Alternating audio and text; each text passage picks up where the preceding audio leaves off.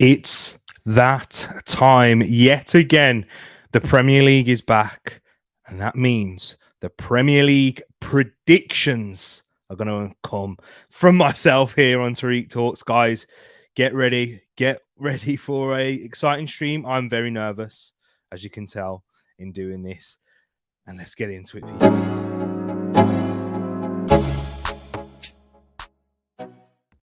Wagwan, everyone. I hope you're doing well, and welcome back to Tereak Talks. Guys, it is the Premier League predictions, and as you could definitely tell from that intro, I am extremely nervous, anxious, and excited to get these predictions out here.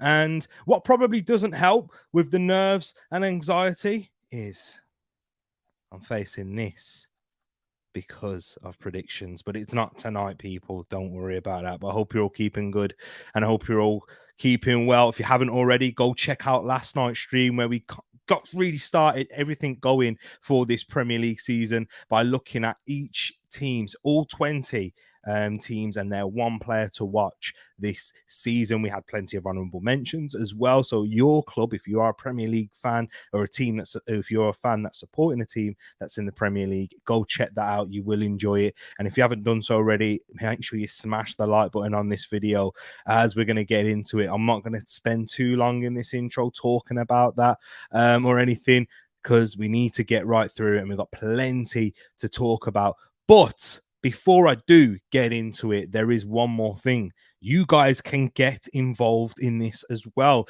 Thankfully, I have found an app which is where you can also get involved and leave your predictions. Yes, not just mine. I'll give you all of my predictions in this show, and I'll give you more information on the end if you have any questions. But check in the link in the description below and download the Fantasy League Predictor app, and you can join the Tereak Talks League. The link is all in there in the description, and the code is also running along the bottom here. F21E.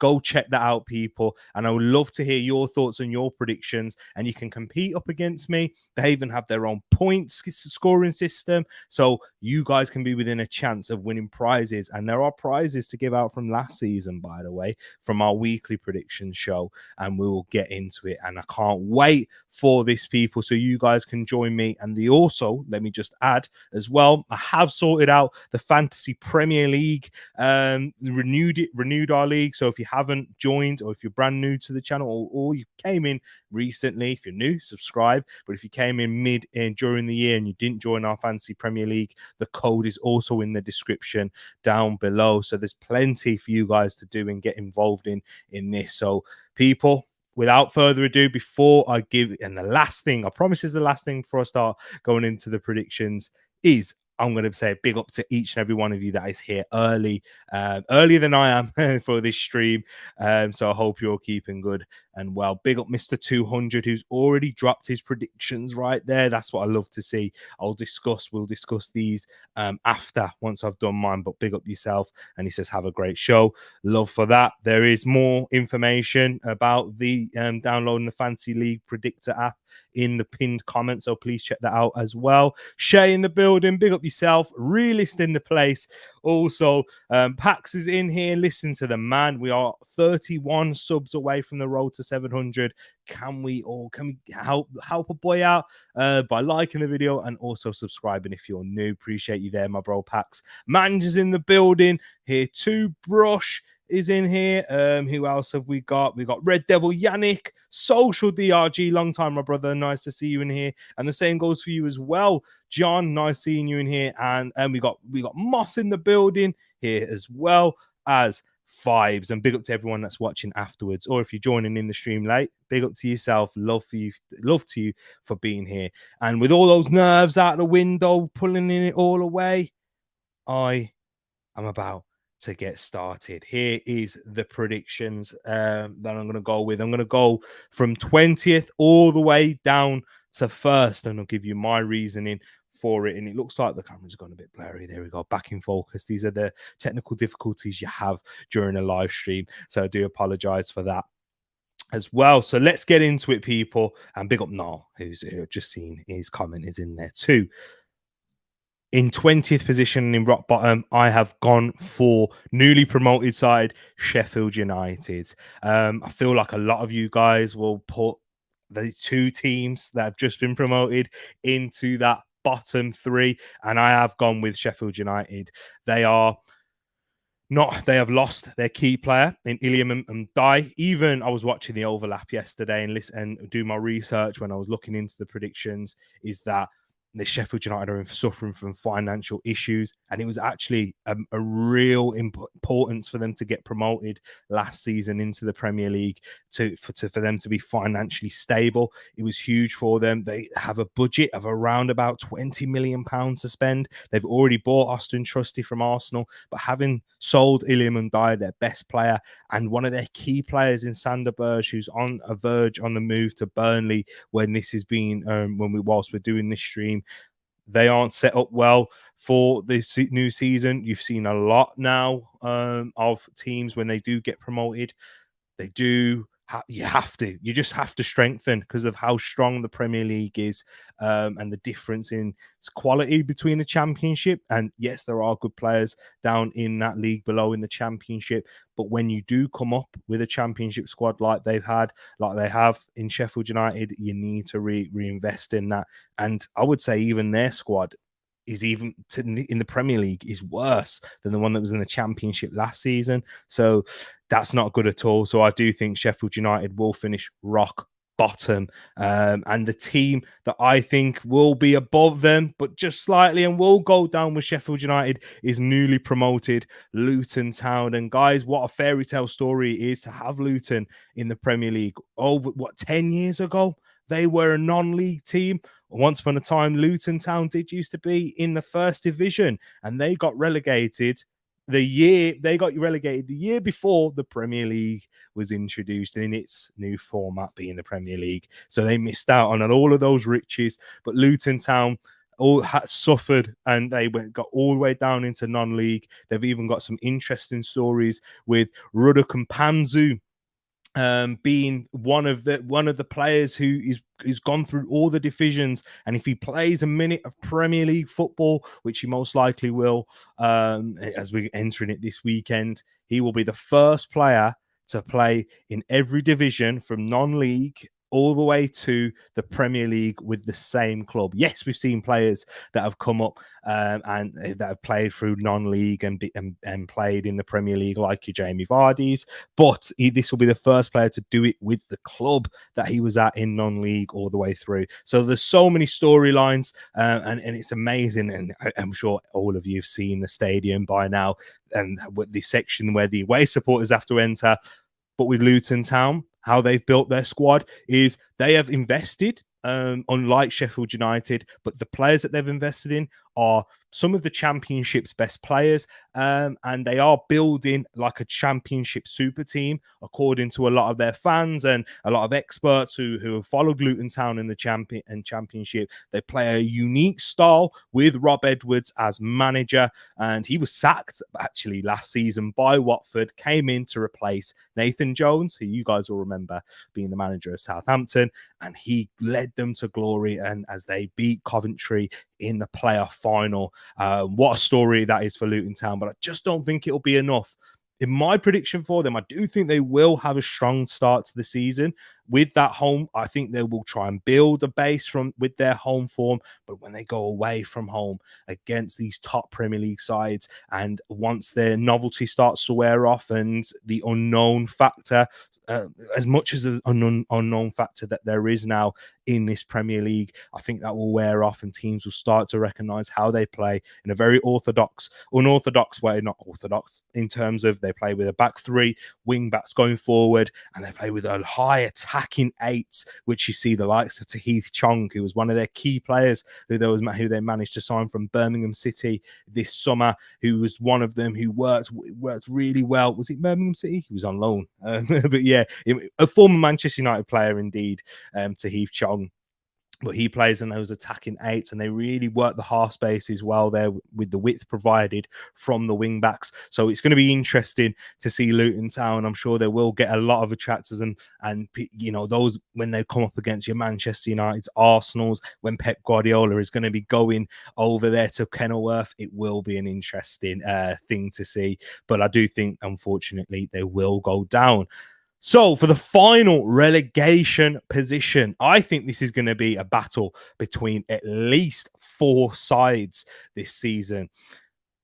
And I've gone with somewhat a team that not a lot of people have gone for in this position, but I've gone with Fulham. A lot of people have predicted Fulham to be in and around there and not be as successful as last season, but I've actually predicted the team that play their games at Craven Cottage to go down. And my biggest reason for this, losing Alexander Mitrovic, which is not confirmed at this point when I'm making this prediction. We still have 3 weeks left of the transfer window, but it's looking like he's going to be moving to Saudi Arabia. It's just a matter of time regarding that there. Potentially, losing him, their key goal scoring figure, the one who was their star player last season and really helped them overperform even from a statistical standpoint in scoring the goals. Fulham scored 55 goals last season and overperformed their XG by 4, and their XG was 51. But the biggest reason why I think Fulham will go down is they massively overperformed their XG by conceded goals. So Fulham actually conceded 51 goals last season, so they scored more than they conceded. But their XG in terms of conceding goals was 72. They had the biggest difference in terms of XG conceded, expected goals conceded. I know a lot of you aren't always, not all of you guys are big on stats, but Burnley had an outstanding season, and they did ride a hot streak at the beginning of the season as well, which is where they accumulated a lot of their points. Towards the second half of the season, their form died down, and they were on a terrible run of form for a lot of it towards the end, and they didn't really pick up many wins towards the end of the season. But because of their strong start to the season, they were able to be comfortably safe. And Marco Silva did a fantastic job. And when you look at Fulham, the final thing is they haven't really strengthened a lot in those areas, which would help them in terms of in terms of lowering the XG and not relying on Burnley to make it and being hot form and in the best form that he was in last season to save them literally.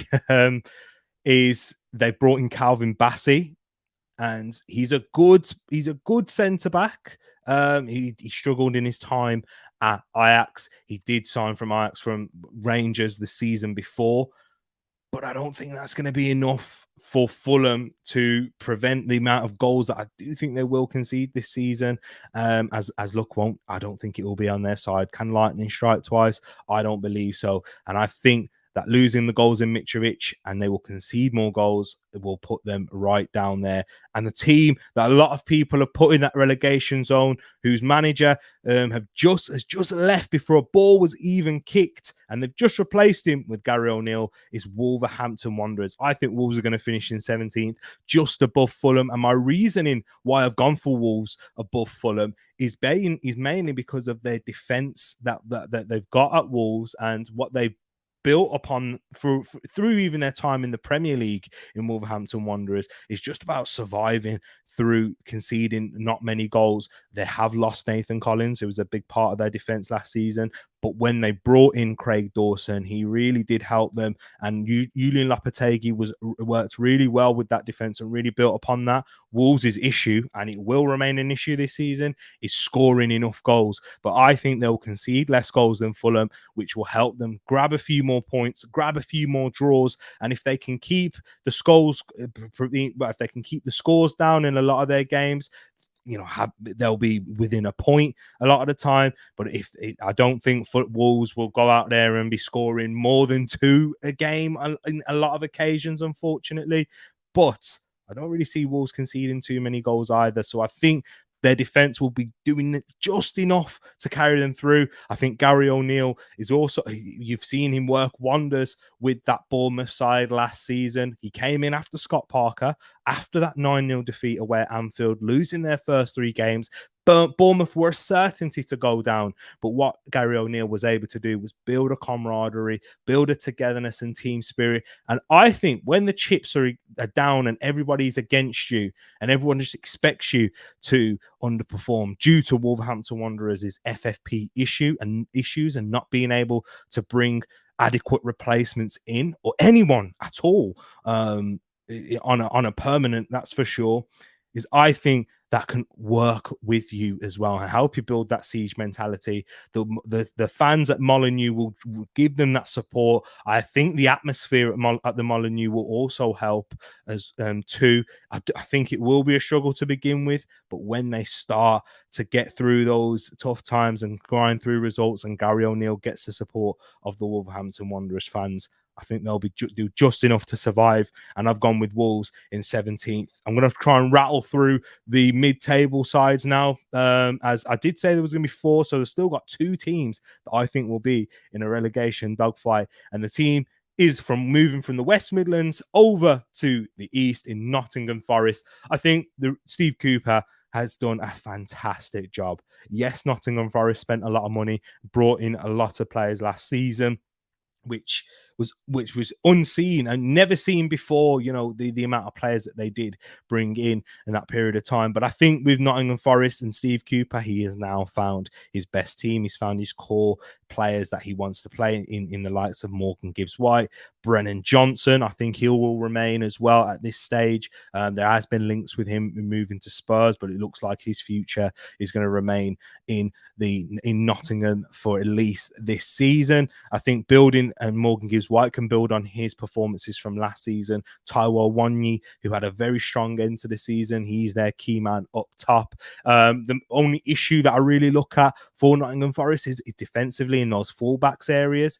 They've lost Renan Loddy. Omar Richards is their only left back as of now. Harry Toffolo is also there, but he got loaned out last season back to the Championship. So they are still going to need to bring more players in, but I think Nottingham Forest will do that. Bringing in a Matt Turner, Dean Henderson, 2 solid goalkeepers for next season. Dean Henderson looks like he'll come in on loan, and Matt Turner's been brought in on a permanent, so they'll have a good stability in there. I think their home form will do just enough to carry them through. That is what's kept them up last season, was their home form. Away from home, they were appalling. The worst side in the division last year away from home, but I think the likes of Brennan Johnson, Taiwo Wanyi, and Morgan Gibbs-White will do just enough, and the crowd at the City Ground will carry them through.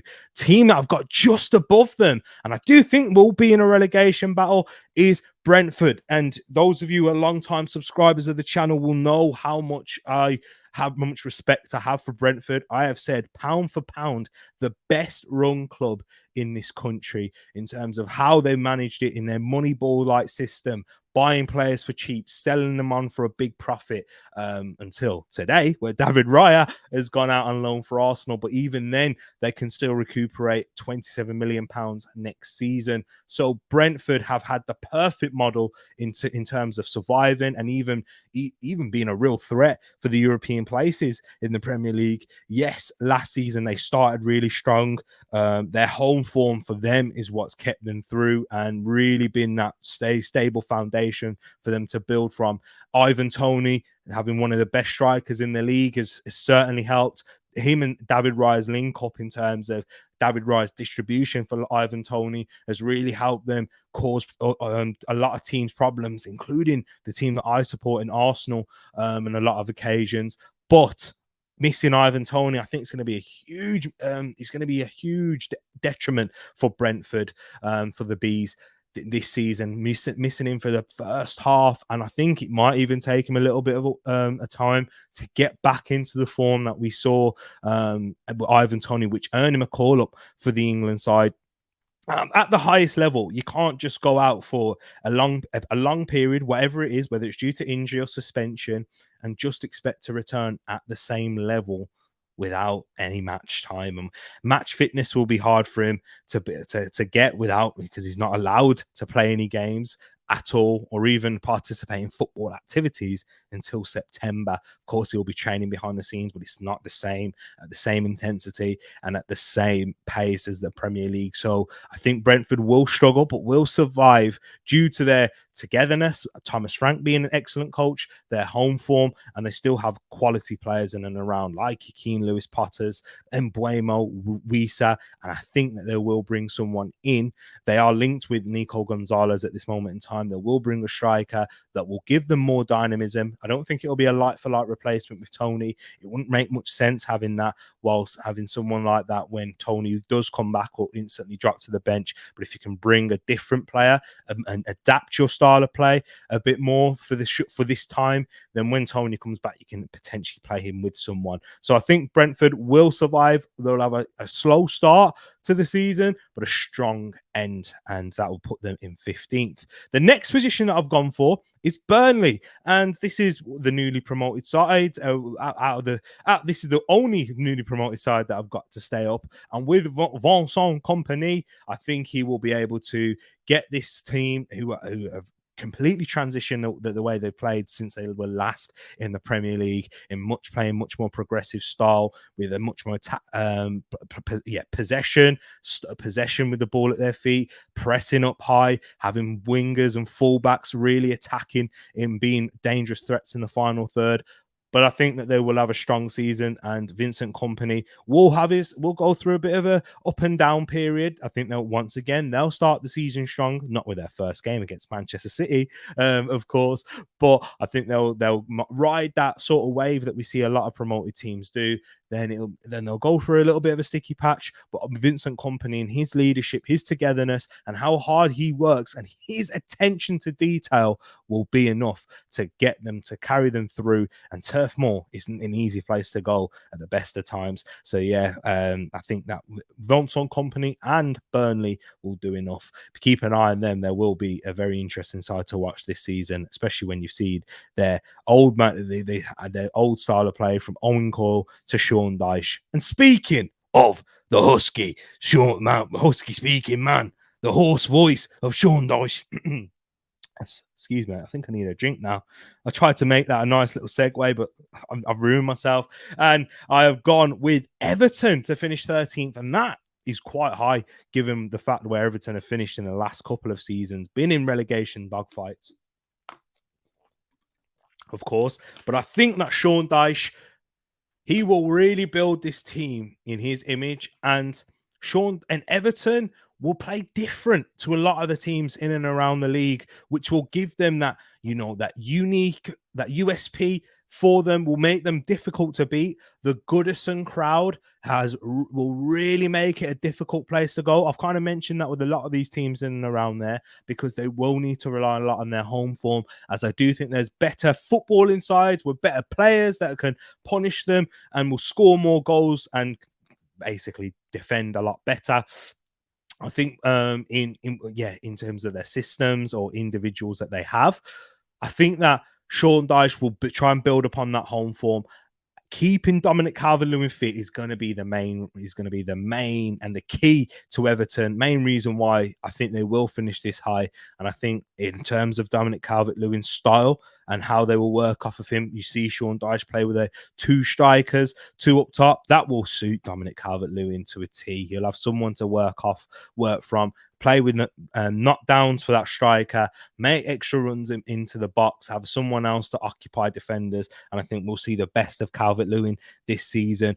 Jordan Pickford's a solid goalkeeper. They've got a solid defence there with the likes of James Tarkowski in at the back, being at the heart of that defence. And their midfield, the engine room, with a lot of physical players, runners, and that's exactly what Sean Dyche likes to work with. So I think they will be interesting, and they will have a good season and be dangerous at home. So with the next team that I've gone for is Roy Hodgson's Crystal Palace in 12th position, as we are getting now into the top half of the league. Crystal Palace, Replacing Wilfried Zaha, that is going to be the big question. They have done it with Mateus França coming in from Flamengo in Brazil, £20 million, highly rated as well. The young Brazilian attracted a lot of attention. You know, when you talk about Brazilians nowadays, Chelsea are always going to be involved. They were looking at the young man, but he did make that move down to South London in search of game time, and he will certainly get that. He will provide the creativity that Crystal Palace would have missed with from losing Wilfried Zaha. I think Eberichi Eze, he's going to have an outstanding season. He's going to be, I think he'll even make a big move and make a Crystal Palace a lot of money at this summer, at the end of this season. Sorry. And Eberichi Eze, he ended the season really well. The only reason why we haven't seen the best of him is because of that Achilles injury and falling out of favour with Patrick Vieira in his time there. But since Roy Hodgson came back, we've seen the best of Eberichi Eze. The future of Mikel Elise is up in the air and it's in doubt. But at this moment in time, he's not made that move. Manchester City are looking for other players, looking at Lucas Paqueta. We yet to wait and see 3 weeks to the window. But if they do keep Mikel Elise, I think that solidifies their position in the higher part of that middle part of the table. And I've gone with Crystal Palace in 12th. The next team that I've gone for is another London team, and they are in Europe. And this is higher than where they finished last season in West Ham United. They are in the Europa League, losing Declan Rice, potentially losing Lucas Paqueta as well. Will be a, you know, if they do lose Lucas Paqueta, I might have to revise this because Declan Rice is a big loss in himself. They're bringing in James Ward-Prowse now. Harry Maguire, they've got an agreement in principle with Man United there, but we still need to see if he will commit to West Ham because he's not really that keen of leaving Manchester United.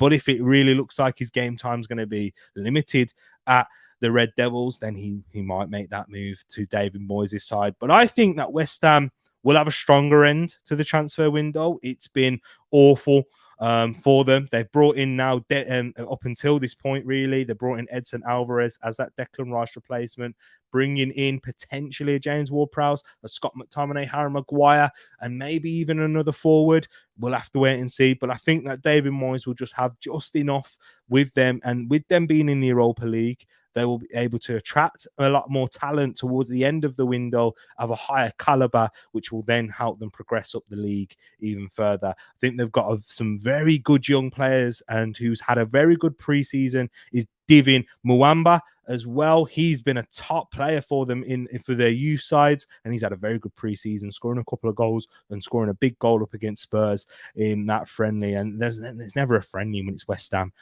playing against Spurs, and I think he'll have a big impact this season. So the next team that I've gone for in 10th, as we're getting now into the top half, and this is my overachiever of the season, and that is Bournemouth.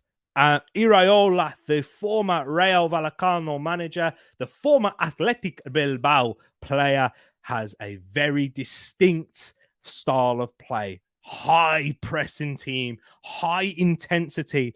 These guys will play some of the most aggressive football in terms of that intensity and pressing in the league. They will, Iraola is going to have to make them the fittest team in the league if they are to be this successful, and I think he's got the tools to do it. He's one of the most up-and-coming, one of the best up-and-coming coaches in the world, of the molds of, the likes of a Roberto De Zerbi, even Mikel Arteta. I'm talking about these coaches in that style of way who have a distinct style of play. But the question is he going to be able to get this through and across to the Bournemouth players for them to understand? Are they going to gel quickly?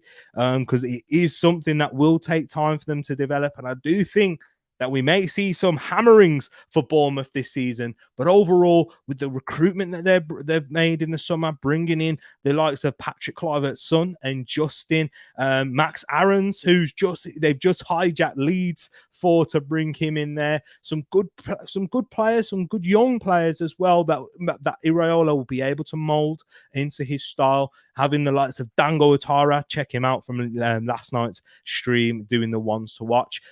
Philip Billing, Dominic Solanke. I think they've got some real good players and individuals that Iraola will be able to work with as well. And there's been a big investment in Bournemouth recently, and I do think they will finish high up in the table. And this is what I've gone for overachievers. They'll score a lot of goals. They'll face some hammerings. Believe me on that. I do think they will get in the odd game against the better teams in the league, where you might see 5s and potentially 6s in that when it doesn't click. But I think it will click, and it will work more times than it won't. So I've gone for Bournemouth in 10th. Now we're into 9 more teams, and in 9th is Aston Villa. Aston Villa fans, you're going to be looking at this and you're going to be thinking, okay, that is quite underwhelming given all the hype surrounding the club and the excitement from the fans. But I think with Unai Emery, he is a cup manager and he's someone that exceeds in Europe as well. I think Aston Villa will compete and will go far in an English domestic competition also. And what prevents Aston Villa from being playing well in the cups and going far in Europe? I actually, if I was going to say a prediction now, they are one of the favourites to win the Conference League. I think that they will, with Unai Emery and his experience and the players that they've got at the helm. What Aston Villa lack is that squad depth to be able to compete across so many different competitions in the Premier League, where they will be playing on a Thursday night and a Sunday. Those of you who have experienced Europa League football, like Arsenal fans right here, is we've had a very good depth, and you'd say better than what Aston Villa have got now. But Aston Villa have got a very good starting 11.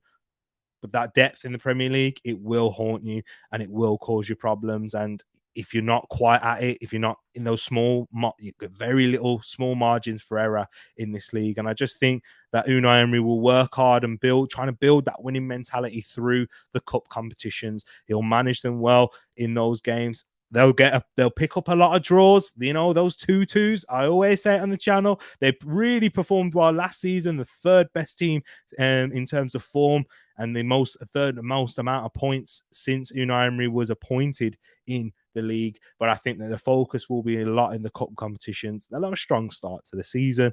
I do believe. I've said this for a lot of teams. But yeah, I think Bournemouth, the last team, won't have such a strong start. They've got a very difficult run in for the opening fixtures. But with Aston Villa, I think that when those games start to pile up, I think they'll start to struggle to manage in those games. But yeah, they need to work on that squad depth before I can say Aston Villa are going to be like back competing amongst the top 6 and be a real threat knocking on those doors for European places. But I do think they will win the Conference League. The team that I've got for in 8th, and this is once again, I'm predicting in terms of transfers. I think Moises Caicedo will leave and end up at Chelsea this season. But I think that with Brighton managing themselves in the Europa League, they will be one of the favourites. I think they'll do better than West Ham. West Ham, I think they will get knocked out early, hence why I put them in so high in 11th place. If they did manage to get through in the later rounds, I think that would really affect their league form, and they could plummet down even as low as 15th. But with Brighton, I think they do have a lot of depth. And if you look at the recruitment that they've made in the summer, bringing in James Milner, Mo Dahoud, João Pedro, they've also got players coming back from on loan. I think his name is Adingra, who scored 2 goals against Brentford. He came from St. Gilloise, where you've seen the likes of Undav come from there. But they've got quite a bit of depth in the attacking areas now and in midfield. The area that I think they need to work on is in their defence. With Roberto De Zerbi, he's one of the elite coaches in Europe in terms of his style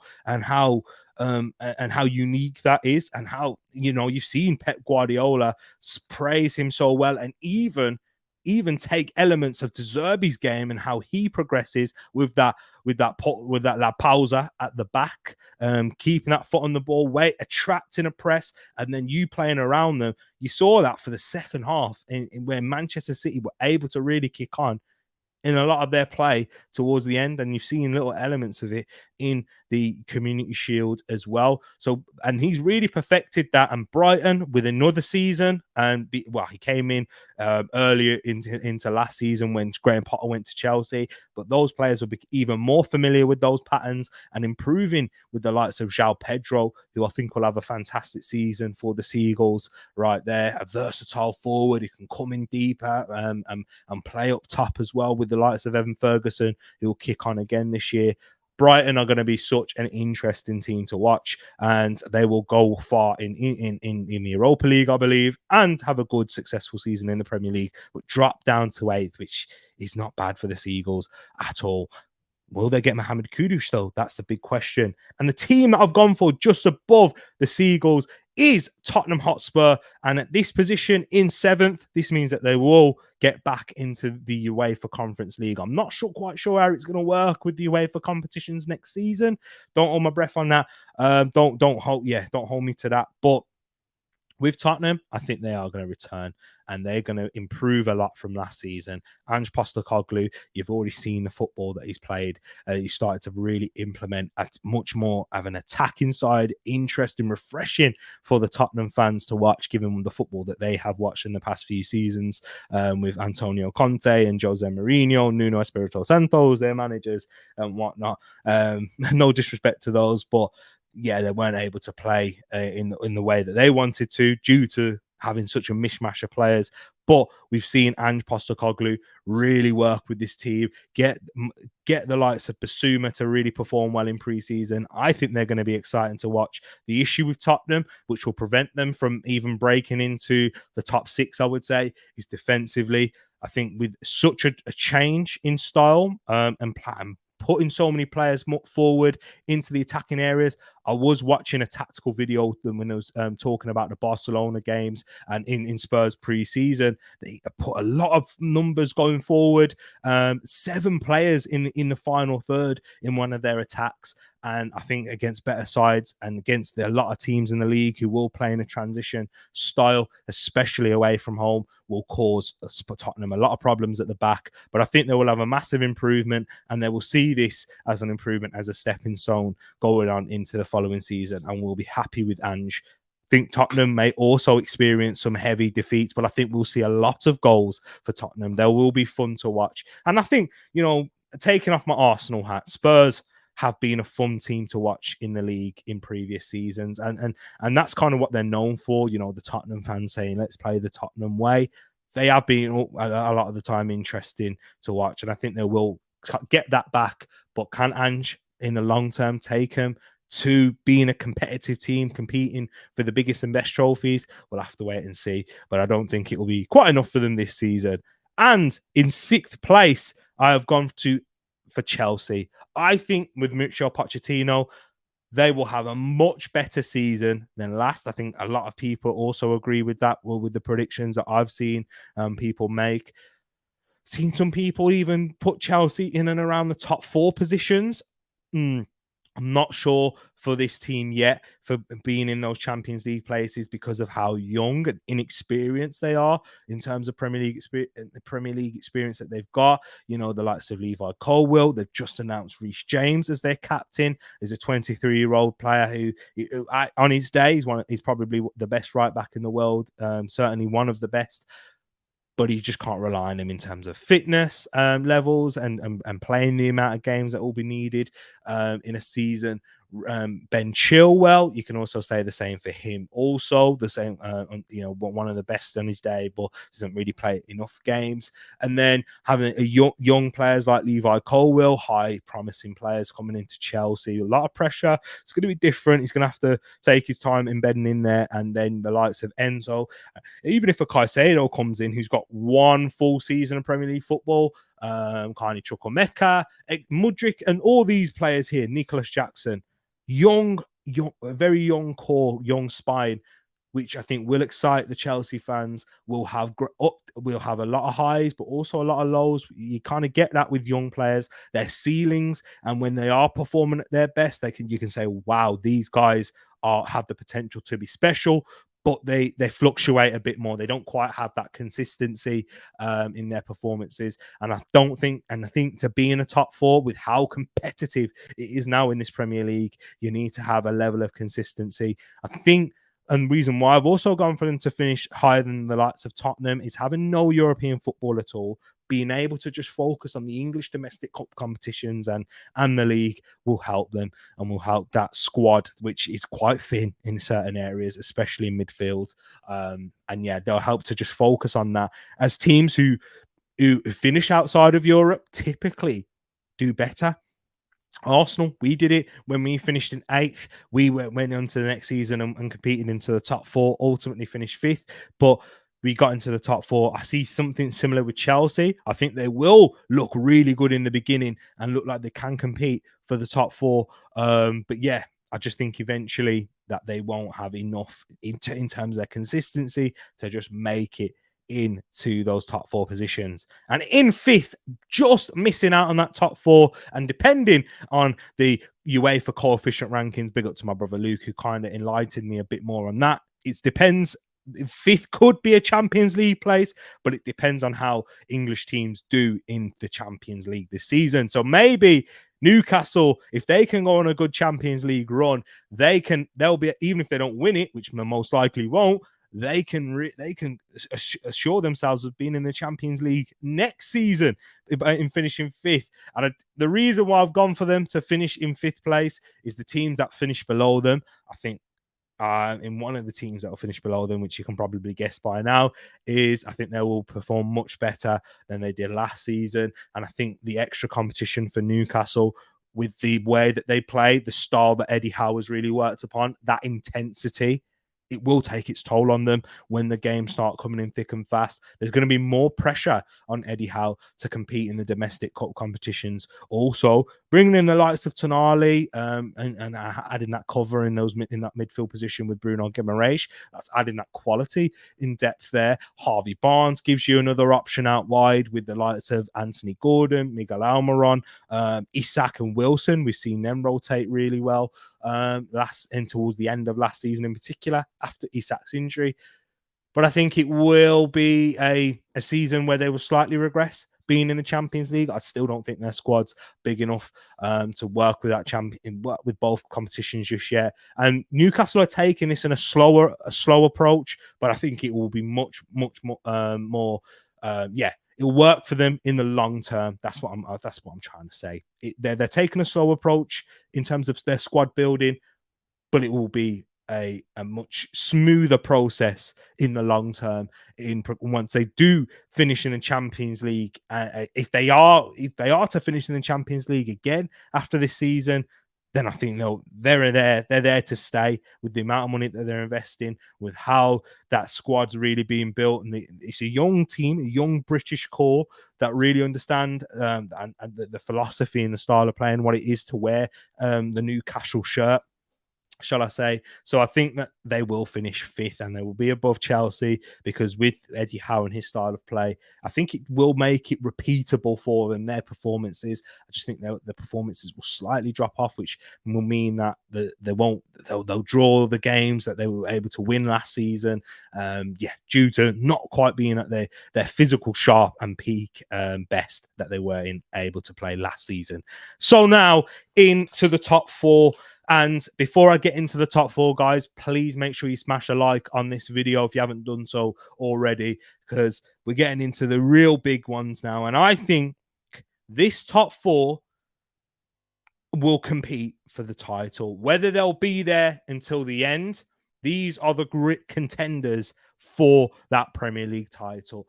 And we'll be there in and around, let's say, February. At least these 4 teams will be there at February time, when your people are doing, who's gonna win the league, this amount of points, when they're looking at the running and the remaining games that they've got. I think you'll see these 4 teams in and around there. And the team that I've got finishing 4th is Liverpool Football Club.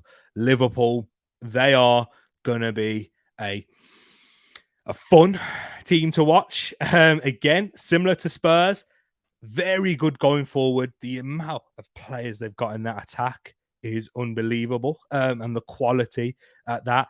Luis Diaz coming back. He'll be like a new signing for the Reds. You're going to have Cody Gakpo, Darwin Nunez, Diogo Jota, Mohamed Salah. I think he will have another great season for them. The consistency he's shown since he's come back to the Premier League and played for Liverpool is out of this world. Adding those players, and you've got the likes of Dominic Szoboszlai in support with Alexis McAllister, Harvey Elliott, Trent Alexander-Arnold's creativity, Andy Robertson's energy going forward, and the threat he possesses out on that left. They will be really exciting. And I think you'll see the Liverpool that Jurgen Klopp had in the season where they made the Champions League final, where they lost to Real Madrid with those Gareth Bale goals, but they scored a lot of goals, and you saw Salah at his best. And Diogo Jota, if he can remain fit, as well as Luis Diaz, they will be they will score plenty of goals with that attacking fluidity. I think this season you'll see Darwin Nunez improve, and you could even potentially see him getting 20 goals in all competitions, being in the Premier League, Europa League, and other English domestic competitions as well. It's going to be a real interesting season for Liverpool going forward. But what puts them in fourth behind the likes of Manchester United, Arsenal, Man City, is that defence and that big hole that they've got in that midfield. Even if they do bring in a Romeo Lavia, a 19-year-old coming into that midfield where he's going to have a lot of responsibility in transition to try and mop up a lot of their attacks and trying to help sustain attacks there and prevent chances and prevent breaks on them, counter-attacks. I think it will be prove too much for the young lads. I think you'll see top performances once again. Young players, as I mentioned with Chelsea, their ceilings are up there. You talk about him being like a world-class player with some of his performances, but in some of the others, you'll see him have some shockers as well. In that position, you even saw it with Fabinho, guys. Liverpool fans, I hope you're listening into this when I kind of talk about this, is Fabinho took a season to quite understand that role for this Jurgen Klopp side. You saw Rodri, even he took a season to kind of understand and learn his role in being in that main heart of the midfield, in that number 6. You've seen, I think you'll see Declan Rice even try and understand, and you won't see him at his best in as a lone 6. Sorry, in that Arsenal midfield. But with Romeo Lavia, you're bringing in a 19-year-old with one season under his belt. And yeah, a lot of reliance on him. And then his backup is Stefan Bajcetic, who's another young 19-year-old at that as well. I just don't think they'll have enough in that part of the field. And then their defense. Are Liverpool going to bring in a centre back? Their defenders that they have got are three. Their first three in Van Dijk, Konate, and Matip have all proven to be injury prone, and beyond that, they don't really have much quality in beyond that. Also, and what you'd say, a Joe Gomez, another injury prone defender right there. So yes, Liverpool have struggled a lot of injuries over recent years, and I think that's partly to do with Jurgen Klopp's style and just with the players. The profile of players that they have there who are injury-prone players. You've seen Matip's form fall off a cliff. I'm seeing Liverpool fans saying they don't want to see him play again, and it's a tough watch watching Joel Matip. So I don't think I just think their defense will let them down. But Liverpool overall, I think they're going to be a very interesting team to watch. That attack, they'll score plenty of goals, which will make, once again, this is what we want as fans, interesting teams to watch in the league, but I think they will be quite easy to play against. Not at Anfield, never at Anfield, always a tough team, but at home, away from home, sorry, when Liverpool are traveling to the big sides, yeah, I think they'll struggle. I think they will. They'll still score plenty of goals. Maybe get 2s and 3s, but concede 4s, 3s and 4s. So the next team that I've got in third place, so the top 3 people, smash that like button if you haven't done so already. I've gone with Manchester United. I really have been impressed with how Erik ten Hag has built this squad. I have in terms of the characters that he's been able to get out, the egos out of that door, the players that were holding Manchester United back, not even from a quality perspective, but a stylistic way, that they just don't suit the style that Erik ten Hag is trying to build in. Harry Maguire could potentially leave. Scott McTominay could leave. One player that we know will certainly leave is Fred, but they're looking at the likes of Sofian Amrabat, even a Romeo Lavia they're interested in, but it doesn't look like they'll bring in the Belgian as he looks Liverpool bound. So players like Sofian Amrabat, bringing in your Mason Mounts is a real clear identity in terms of Erik ten Hag and how he wants to build this team. A transition-based side where they won't always be transition-based. They're not always going to play on the counter-attack. When they are going to be the favourites and coming up against a team that will play in a low block, they've got the quality.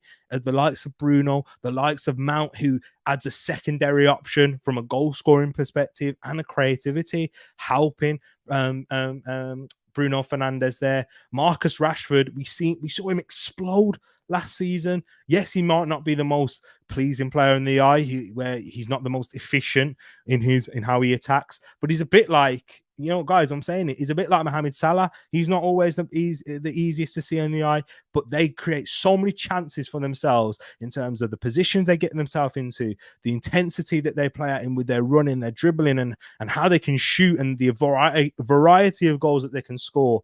He will be a key player for Erik ten Hag. And bringing in Erasmus Højlund, a young striker. Yes, he's struggling with injury issues at the moment, but stylistically fits Manchester, fits them a lot more than Weghorst, shall I say. And they finished third with Weghorst playing up top for the second half of the season, and barely having a striker, having someone who can be more of a focal point and have that explosiveness in behind, I think will really help Manchester United. And even though they've lost a few games in pre-season, I've been impressed. I've been impressed with how they performed. They played against Arsenal and they caused us real problems. Those direct balls over the top, Kobe Mainoo was playing them. Now they've got Onana in goal as well, who's a very good distributor out of the back, can play it long, can play it short, break through the lines with his passing. Lisandro Martinez, I think you'll see a better Lisandro on the ball. Defensively, we'll have to wait and see, because I think he'll be playing in a higher line, which could hinder him a little bit more. But I think the system that Erik ten Hag's built, it will make it a lot more suitable for the whole team, and they'll perform better. And having Onana behind him, actually, yeah, I'm kind of this, you know, he's a sweeper keeper. Any balls that are played in behind Lisandro, it's going to be hard for the attacker to get in there, because Onana will be coming out like a steam train as well. I think Manchester United will compete for the title, and I think that they'll finish third. And that'll be a good season if they can go deep in any other cup competitions and in the Champions League, of course. Now, you'll be able to see this in terms of the top two. Who have I gone to win the league? I'm going to talk about these two teams at the same time, because I think it's right. Before I do that, I'm going to tell you the reason why I think Man United won't win the league is due to the depth of the teams that Arsenal and Man City have above them. They have more depth. Arsenal and Man City have two players in per position, in almost every position now, that can help them sustain and be at a high level. Whereas Manchester United don't quite have that yet. They've got their left back. I think Luke Shaw is their starting left back, and for sure. And then the level drops off with Tyrone Malacia. Not to an extent where it's complete drop off, but when you're talking about competing for a Premier League, hey, trust me, I know when that level drops off slightly in terms of how you want to play stylistically, it can cause you problems. The amount of games and the amount of points you have to accrue to win the Premier League nowadays, it can cause you issues. Defensively, I haven't seen them, bring in that Maguire replacement yet, and it's still yet to be seen whether Maguire does leave. But if he does leave, okay, that will help them there in that centre-back position. In midfield, I look heavy reliance on Casemiro. If Amrabat comes in, that takes away some of that reliance. But then beyond, Bruno Fernandes as your creative option.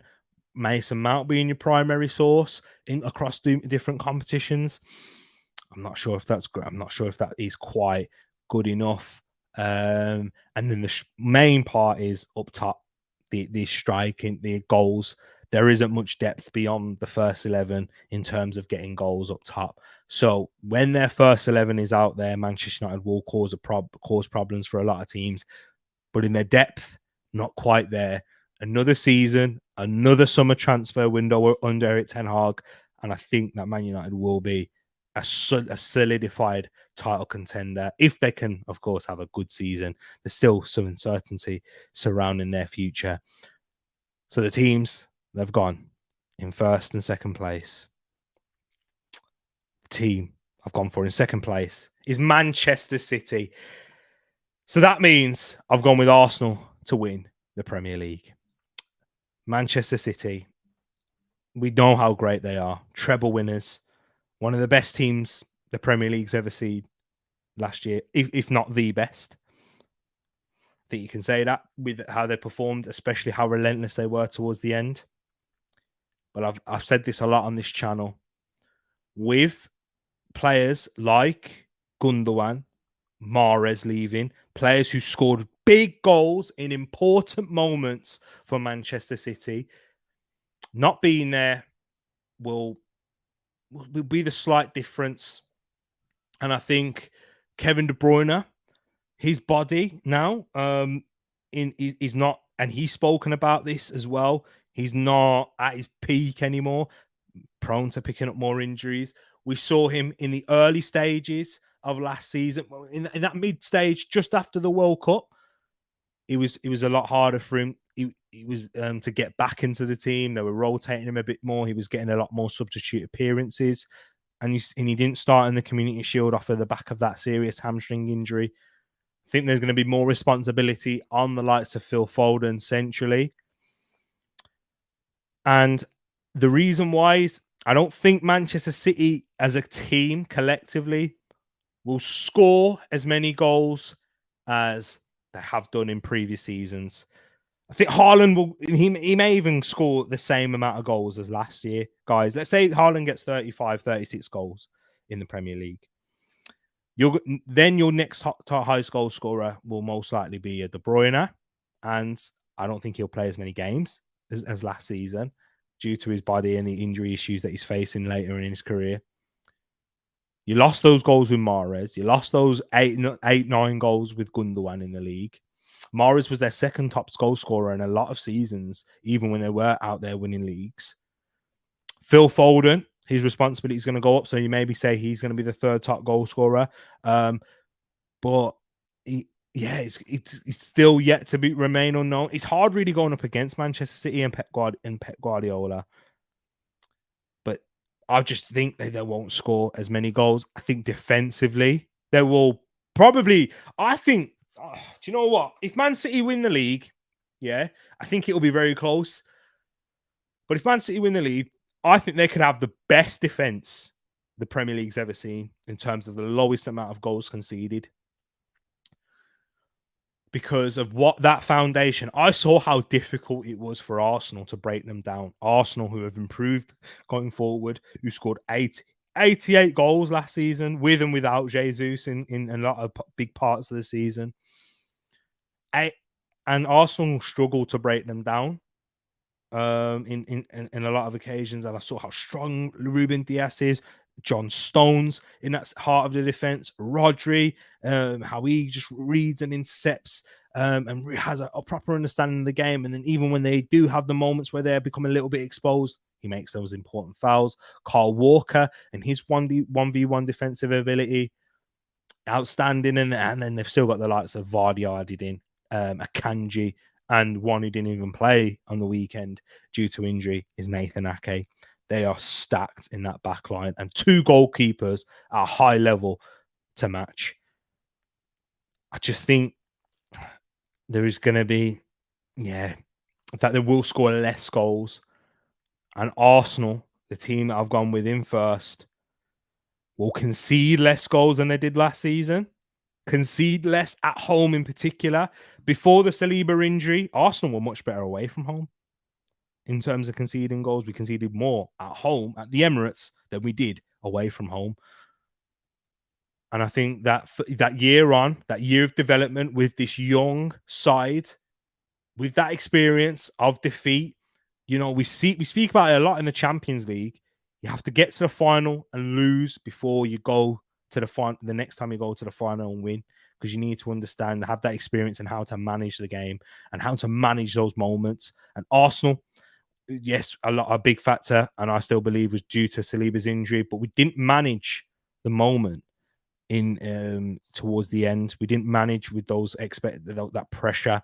We were going 2-0 up at Anfield, 2-0 up away to West Ham, drawing those games, losing out on 4 points, and then losing out on losing out on 6 points to Southampton, Liverpool, and West Ham. Southampton, you expected to win at home. West Ham and Liverpool, you were 2-0 up. Those 6 points were the difference between us winning the Premier League and that.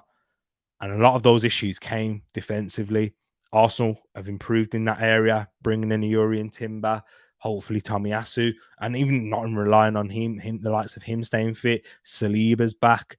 Kivior's settled in. There's going to be much more rotation in those areas there.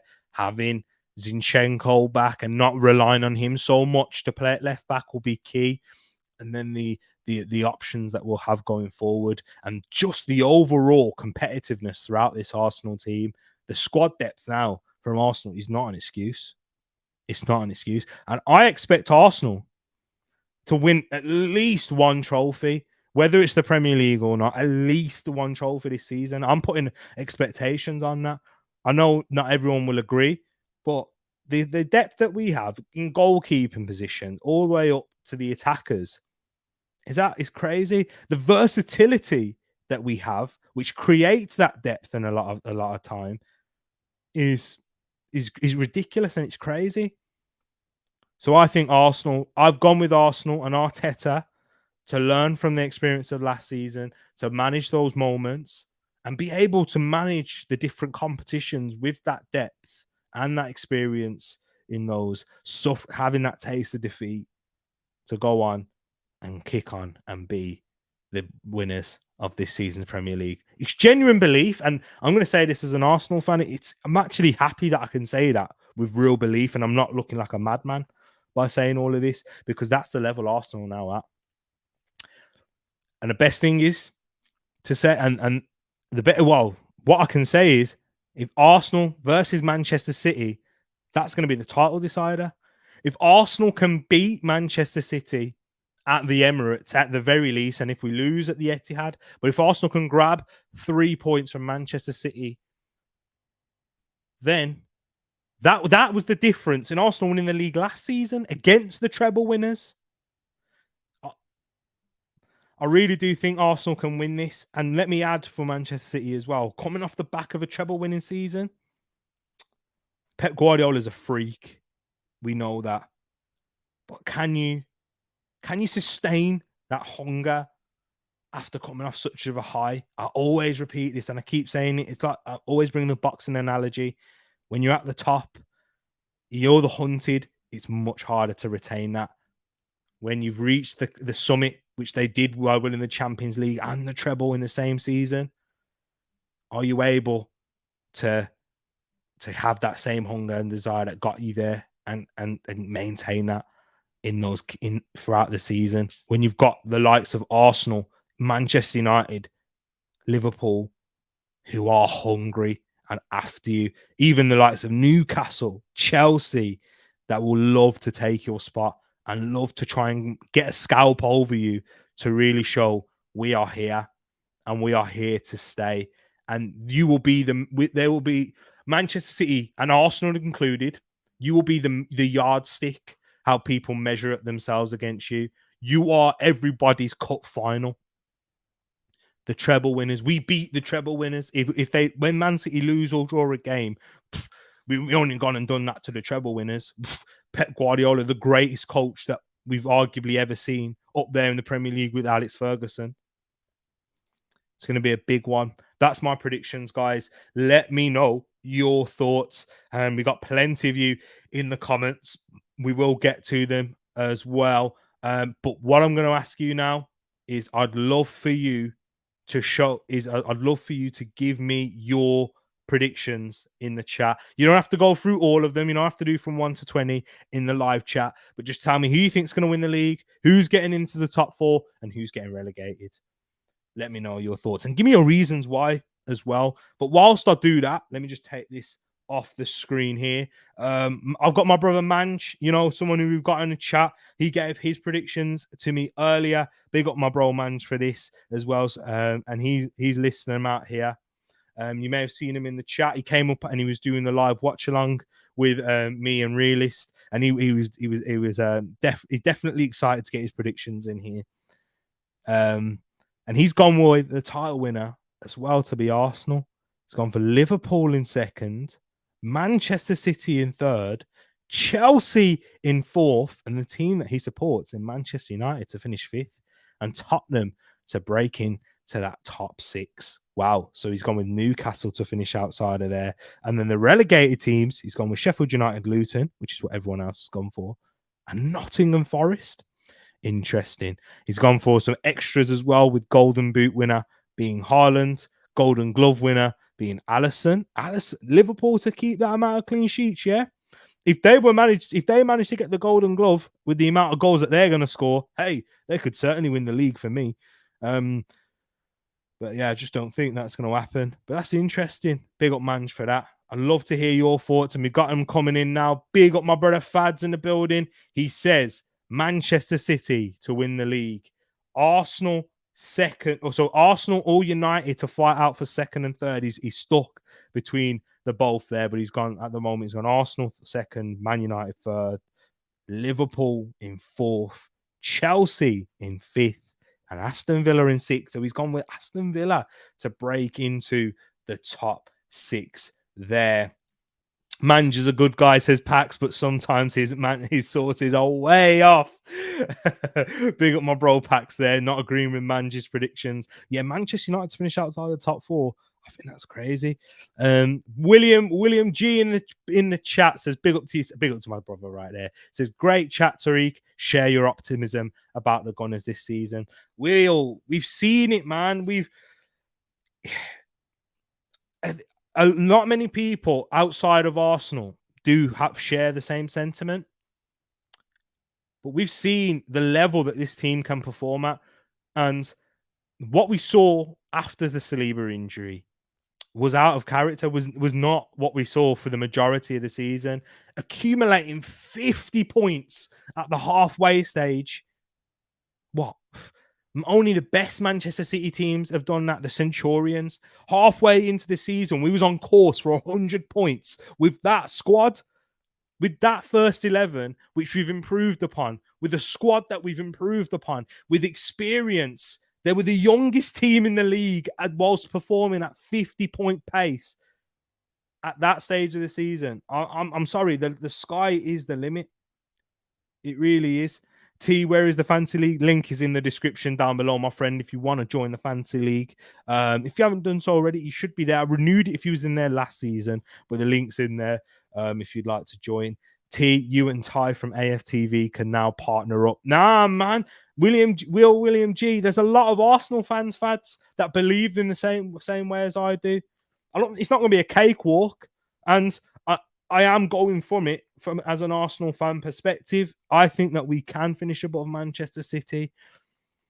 And what we saw in the Community Shield gives them belief. I don't think it's going to have a massive, part to play with in the season. It's not going to say, oh, that's it, that's guaranteed Arsenal going to win the league. But now Arsenal know that we can not get battered by Manchester City, even if we draw both games. If we draw at the Etihad and draw at the Emirates, which is what Liverpool and Man City have done over the years, from last season, that wins us the league. And we're better. I think we're a better team than that. So big up, man. Shay said Arsenal first, Manchester City second, Newcastle third, Man United fourth, Liverpool fifth. Liverpool finishing outside the top 4 with Tottenham, Chelsea, and Brentford. Big up my bro Shay right there. I like that. Top 4 in order. Arsenal first, Manchester City second, Liverpool third, and Chelsea to break into the top 4. right there. Paxton says Newcastle will drop off slightly, only so a long term a team that doesn't have an outright stars can outperform. Oh yeah, sorry. Only so long that a team without stars, outright stars, can perform at an elite level. I hear you exactly. That's the difference. I would say as well, Pax, why I haven't put them in the top 4 is they don't have the quality that Liverpool, Manchester United, Man City, and Arsenal have. They just don't have that. They rely a lot on their system. But those moments, everyone needs a moment. Man City needed moments in their treble winning season. They needed a moment away at the Bernabeu for Kevin De Bruyne to pull out something out of the blue, to be those world class moments. You need that, and they don't have enough of that. I agree with Paxton right there, 100%. Although they have a good team and have a good system and have a good style of play and everything around that, without those world class players and without those players to have that ability to pull out a moment, yeah, I think you're right. That's the difference. And Will says for relegation, he's gone with Sheffield United, Wolves, and Luton. I think that's where most people have gone with as well. Will, big up yourself right there. Chelsea top 4 shout is madness to me still. I won't put Chelsea in the top 4 either. I think they may start off well in the first half of the season, and they might be in and around those positions, but they just don't have the inexperience with a lot of those players. Not having those guaranteed stars again that can pull you out the moments that they don't have as well. And they have, you'd argue, less than Newcastle, to be honest. That's why I've gone with Newcastle to finish above them, and lacking in that squad depth with some injury-prone players in and around those key areas, like your Reece James, like your Chilwells. So yeah, and Nkunku, who's proven to be injury-prone so far in his career, missed a big chunk of last season, missing a big at the start of this as well, and no guarantee that's going to get better. Let's see what you're saying in the chat, guys. Packet of crisps. Off to City. Yeah, so it looks like potentially he is going to Manchester City. It will be interesting. Fads is saying to T, you can join AFTV. He says, I'm sorry, you're not getting out of the group stage. Oof, highly doubt that. I think we're getting out of the Champions League group stage. I don't think we'll win it. I'm not saying that at all. I think we'll quarterfinals. I think we'll get past around a 16.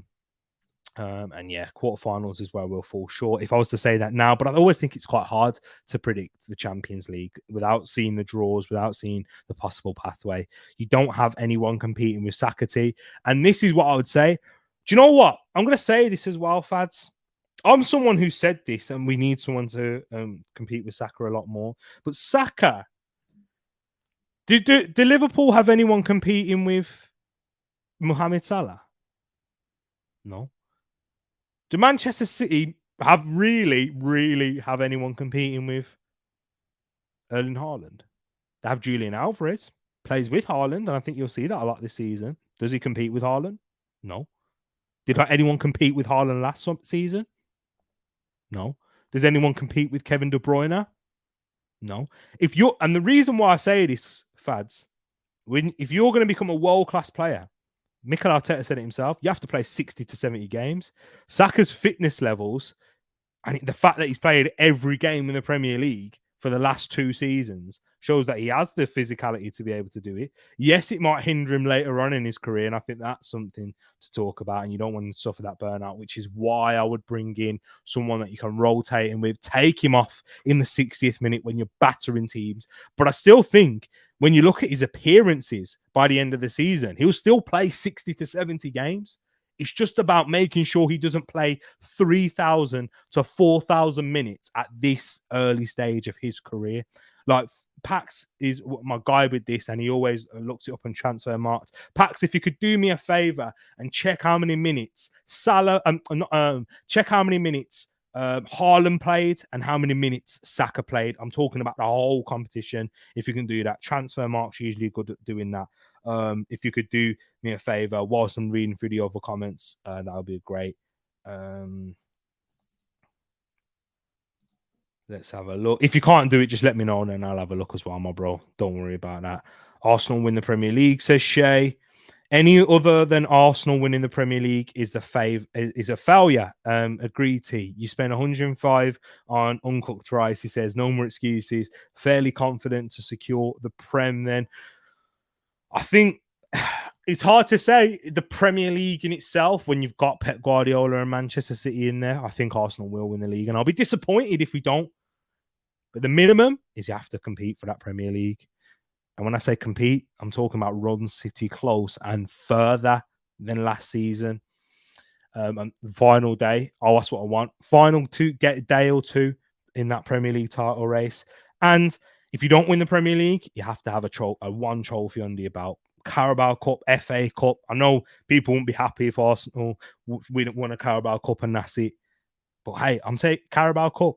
Second, a deep run in the Champions League, potentially an FA Cup as well. I'm taking that. Trying to breed that winning mentality. That's why a lot of fans say we over celebrated the Community Shield. That's what Arteta's trying to do. It's a psychological factor, guys. He's trying to get them. Yes, enjoy this, experience this moment. It will give you a taste for more. That's why City won 3 titles in a row on their road to the 4th.